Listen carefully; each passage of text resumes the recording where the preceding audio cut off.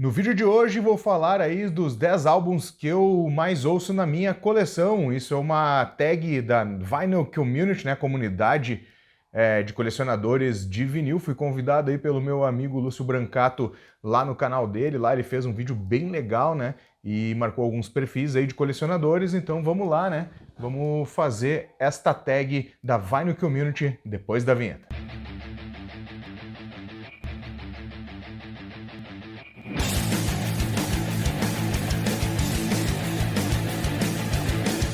Fala Disconnectors, tudo numa boa? Marcelo Scherer na área, espero que esteja tudo bem com vocês. Pois bem, Disconnectors, vamos fazer aí então, né, 10 records I listen to the most, né, os 10 álbuns que eu mais escuto na minha coleção.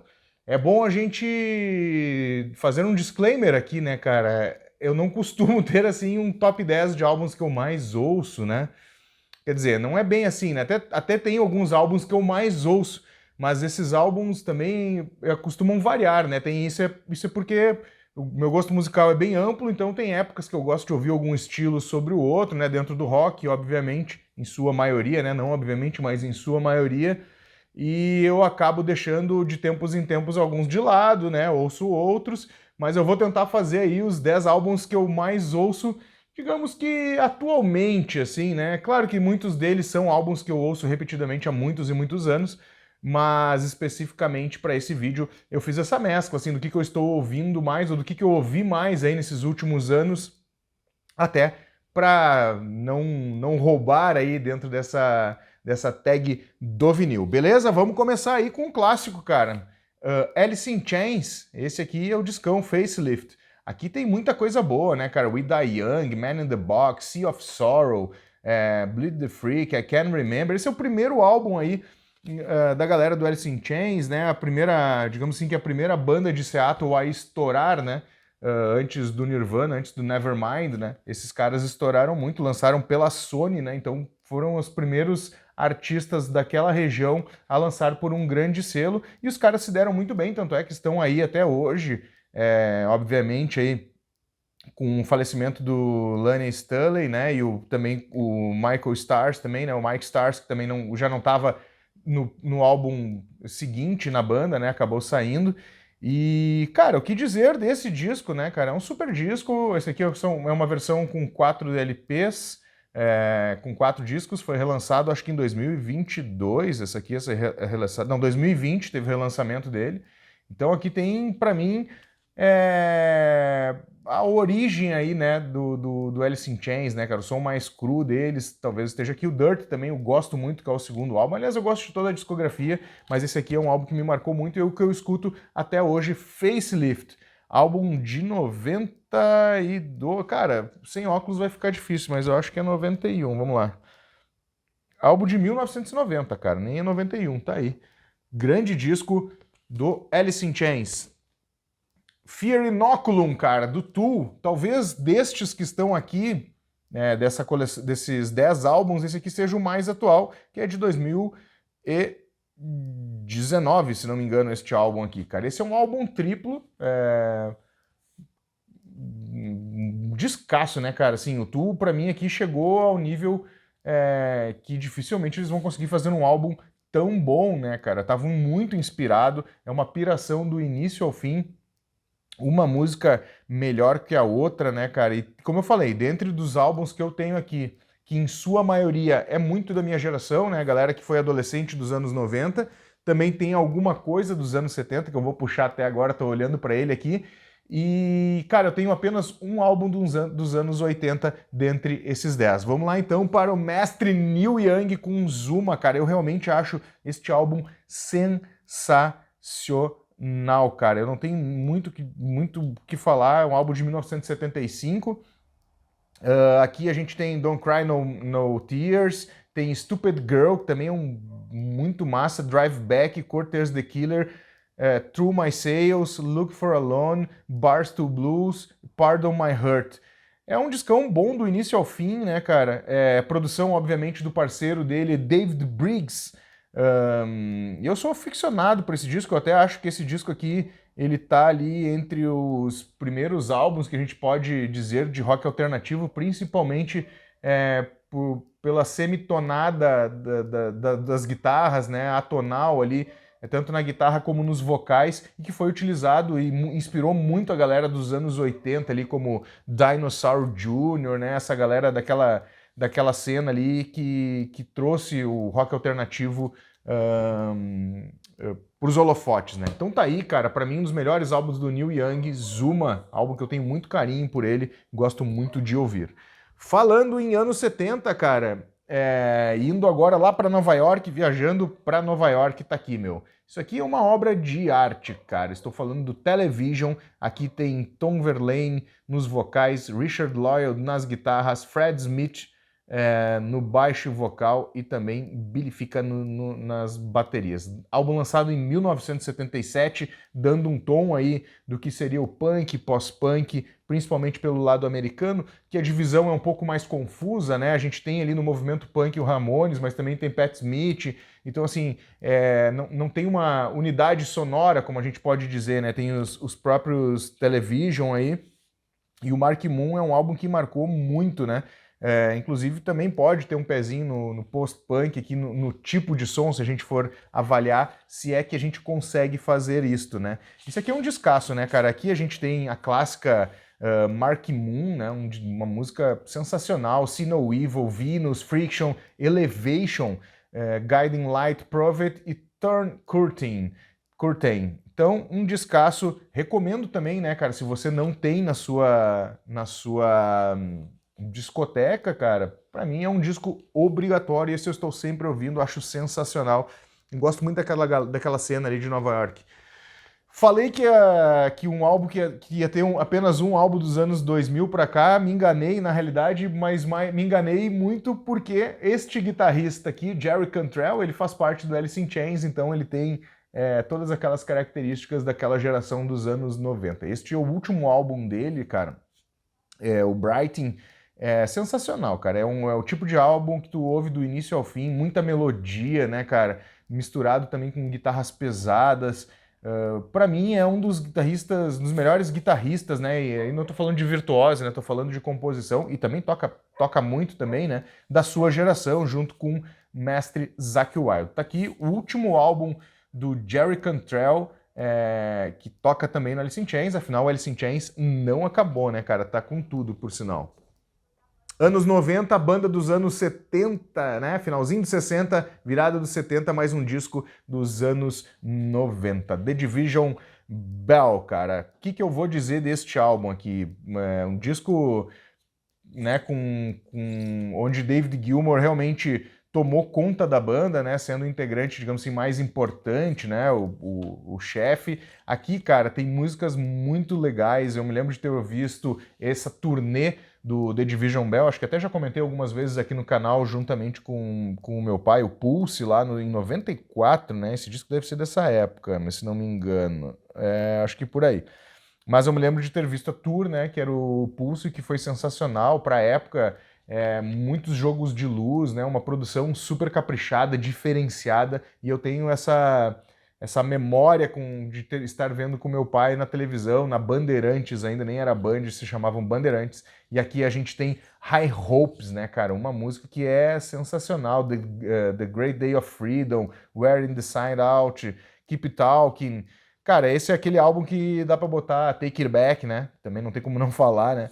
É o tipo de álbum que tu tem que colocar do início ao fim e curtir, né? Viajar no álbum, largar tudo que tu tá fazendo e curtir as melodias e as loucuras do Pink Floyd, que são realmente sensacionais, uma das bandas mais legais aí da sua geração, né?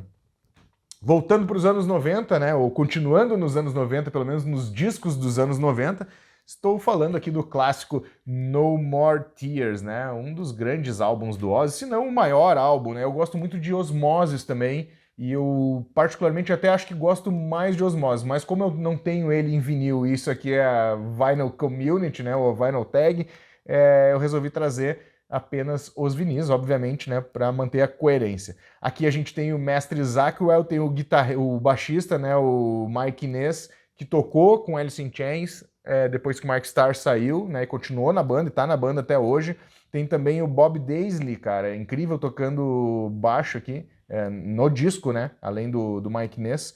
Quem mais, cara? E o John Sinclair nos teclados, além, obviamente, do Zakk Wylde, que eu já falei. Ah, o Randy Castilho, falecido baterista, um dos grandes bateristas do metal, né, cara? Aqui tem Mr. TK Train, I Don't Know to Change the World, Mama I Come Home, uma baladinha maravilhosa, né? Desire, No More Tears, Sin, Hellraiser, né? A parceria do Ozzy com o Lemmy. Enfim, cara, um discão. Olha que bonito esse Gatefold, né, cara? Um discão. Puta, esse aqui eu tenho memória viva, assim, de ter visto muito o clipe do No More Tears na MTV, né? Então, olhar para isso aqui, cara, puta, olhar essa capa, ouvir o disco, me traz muitas lembranças da adolescência. Para mim, um grande álbum, se não o maior álbum do Mr. Madman. Bom, indo para os anos 80, cara, falei que ia ter um disco apenas dos anos 80, eu estou falando do Psycho Candy, do The Jesus and Mary Chain, cara. Muita gente conhece mais Mary Chain, o The Jesus and Mary Chain numa fase pós esse disco aqui, que é o Darkland, e a sequência ali, que ele é uma linha mais gótica, digamos assim, né? Talvez gótica não seja não, mas uma linha mais dark mesmo. E esse aqui, cara, esse aqui é um precursor do movimento chamado shoegaze, cara.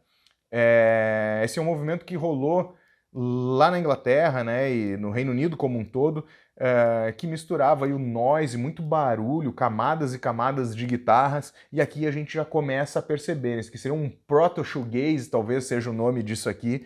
O primeiro álbum deles é muito diferente do resto da discografia, eu acho sensacional, mas muita gente torce o nariz porque, cara, é noise mesmo, né, é barulho, assim, em certos momentos, então nem todos os ouvidos estão preparados para isso. Os irmãos Reid aqui matando a pau, né, cara, vocal e guitarra, Douglas Hart também no baixo, Bob Gillespie nas baterias. E as músicas e toda a composição é feita pelos dois irmãos. Aqui a gente tem alguns clássicos como Just Like Runaway, The Living Edge, Taste the Flower, Inside Me, Showing Seeds, enfim, um álbum daqueles também que é para ouvir do início ao fim. Isso eu não tô lembrado de cabeça, mas eu acho que o álbum é de 85 e tá, como é preto com vermelho, acaba não dando para ler muito bem, uma letra muito miúda, mas é um descasso, eu recomendo aí, quem não conhece, né, vai atrás. Eu trouxe esse aqui de Portugal, cara, inclusive até fiquei meio de cara com o vendedor, que o cara não botou um plástico bolha e eu não sei como é que ele não entortou, não rasgou, não fez nada, ele simplesmente jogou dentro de uma caixinha fininha, até comprei pelo Discogs, e avisei o cara depois, né, meu, 1985, tá aqui.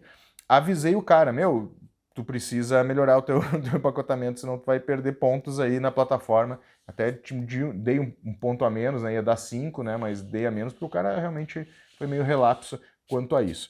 Tá aí, Psycho Candy, um grande disco que não para de tocar por aqui. E eu falei que por aqui ia ser muito anos 90 e eu não poderia deixar de falar, para mim, um dos melhores álbuns dessa década, Pride and Glory, primeiro e único álbum da banda. Cara, aqui o Zakk Wylde realmente está enlouquecido, né, cara? Ele é o primeiro disco com ele cantando, ele saiu da carreira do Ozzy, montou a banda aí, montou esse power trio magnífico aqui, né, cara? E, cara, deu muito certo. Eu, sinceramente, eu não entendo por que a banda não continuou, né, cara? É uma mistura de southern rock com hard rock, né? Um southern rock aditivado, digamos assim, ou na asteroids, né? Pesado, mais hard rock mesmo. Tem o James Lomenzo no baixo e também o Brian Tickey na bateria e percussão. Zakk Wylde então saiu do Ozzy e começou a cantar. A primeira aparição dele como vocalista, e ele mandou muito, mas muito bem. Eu me lembro que lá fora aqui teve uma certa repercussão, mas vendo os vídeos hoje em dia, tu percebe que lá fora os caras chegaram a ser uma banda média, assim, no sentido de tocarem bons horários em festivais, participarem de grandes festivais. Então, sinceramente, para mim, um dos melhores álbuns dos anos 90, ouço sempre que posso. Fechando então aqui, só para lembrar, né? Aqui não tem uma posição, né? O primeiro que eu mostrei não quer dizer que é o 10º lugar ou que é o primeiro. Aqui são álbuns que eu mais ouço, né? Os 10 álbuns, né? The 10 record I listen to the most, né? Então essa é a proposta, então não é um ranqueamento, e sim os álbuns que eu mais ouço. E só para deixar claro, né, muita gente pode pensar que é um ranqueamento e tal. Vamos lá, anos 90, Mad Season, né, cara? Não teria como deixar de ser. O que eu vou dizer deste álbum, né, cara? Esse álbum, ele é incrivelmente, pra mim, eu conheci na época essa banda, na época que lançaram o álbum, talvez um ano depois, porque, enfim, né, a gente não tinha tanta informação como tem hoje em dia, né? Não era tão fácil o acesso à internet, isso deve ter sido 96, tô até procurando, 95. Eu devo ter conseguido este álbum em 1996, quando eu olhei a formação da banda, eu pirei na hora, né, cara? Infelizmente, dois caras já não estão aqui, o baixista e o Laney, né? O Laney não toca mais na banda, né? Falecido Laney, né, cara? Se entregou, né? Como a gente pode dizer, as drogas aí, né? Acabou se enterrando aí depois de 3 álbuns com Alice in Chains, mais acústico, mais ao vivo. Esse álbum aqui que seria um projeto paralelo, né? O McReady, que é guitarrista, um dos guitarristas do Pearl Jam também toca aqui, o baterista do Screaming Trees, e o McReady também estava numa vibe não muito legal, né, cara, se internou por causa do álcool, realmente tava retornando aí de um rehab por causa do alcoolismo e resolveu montar esta banda aí, né, cara. E esse aqui tem algumas versões com Mark Lanigan, né, também ex-vocalista falecido também recentemente, acho que faz 1 ano ou 2, que foi vocalista do Screaming Trees, e ele era para ele ter até, inclusive, ter um segundo disco com ele cantando no Mad Season, né, logo depois do falecimento do Staley. Tá aí, cara. Descasso, esse aqui eu recomendo sempre, né? Acho que se você me acompanha sabe que esse aqui é um que eu estou sempre ouvindo. Era isso então, Disconnectors. Esse aí foi 10 Records I Listen to the Most, né? Os 10 álbuns que eu mais escuto na minha coleção. De novo, né, cara? Às vezes tem épocas que a gente ouve mais algumas coisas, épocas que a gente ouve outras coisas, né? De novo, né, preferencialmente dentro do rock, não quer dizer que eu não ouça reggae, rap, jazz, mas normalmente é o rock, porque é o estilo que eu acabei crescendo e ouvindo muito, né? Então, quero agradecer ao Lúcio aí por ter me marcado lá no vídeo. Demorou um pouquinho para sair, faz umas 2 semanas que saiu o vídeo dele para cá. Já vi que tem uma galera aí que compartilhou nessas 2 últimas semanas. Vários canais já compartilharam essa tag da Vinyl Community, né? Então, inclusive na gringa tem muitos e muitos vídeos. Quero agradecer aí vocês que ficou até o final e até o próximo vídeo.